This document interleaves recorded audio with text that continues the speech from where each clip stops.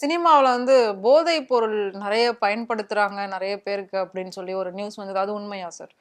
ஆமாம், அது வந்து சிம்பு உடைய பழைய படம் ஒன்று தயாரித்தவர் அவர். அவர் பேர் ஷர்புதீன். அவர் சமீபத்தில் காரில் வந்திருக்காரு. 27 லட்சம் வச்சுருக்காரு. அது இல்லாமல் வெளிநாட்டு பெத்த மீன், அது என்ன பெத்த டைம்னு அது என்ன சொல்கிறாங்க, அந்த மருந்தும் வச்சுருந்துருக்காரு. ஸோ அவரை அரெஸ்ட் பண்ணிட்டாங்க. அவர் அரெஸ்ட் பண்ணும்போது அந்த 27 லட்ச ரூபா சொந்தம் கொண்டாடினவர் ஏடிஎம்கே பிரமுகர் ஒருத்தர். அவர் போலீஸ் ஸ்டேஷனுக்கு போனோடனே அவரை விசாரிச்சிருக்காங்க. அப்போ உடனே ஏடிஎம்காரங்க எல்லாரும் கூட்டிட்டாங்க ஸ்டேஷனுக்கு முன்னால்.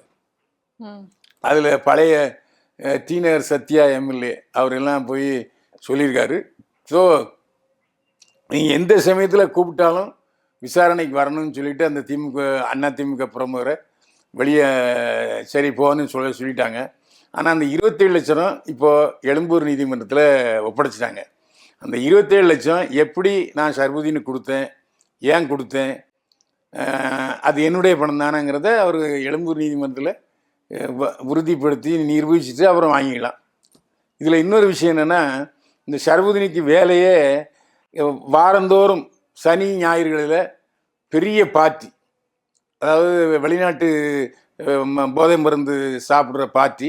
அதில் பல துணை நடிகைகள்லாம் வந்திருக்காங்க. ஏன் வர்றாங்கன்னா, அவங்களுக்கு சில லிங்க் கொடுத்துருக்காருங்க.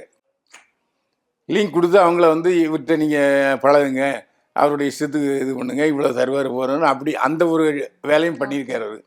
அதில் பல நடிகைகள் அவருக்கு துணையாக இருந்திருக்காங்க. அது பற்றியும் விசாரணை நடக்குது. ஏன்னா அந்த நடிகைகள் மூலமாக சினிமா பிரமுகர்களுக்கு அந்த போதை மருந்து விற்றாங்களா போக்குவரத்துங்கிறது அது விசாரணை நடந்துக்கிட்டு இருக்கு. ஸோ அதில் நிறைய பேர் பிடிபடுவாங்க.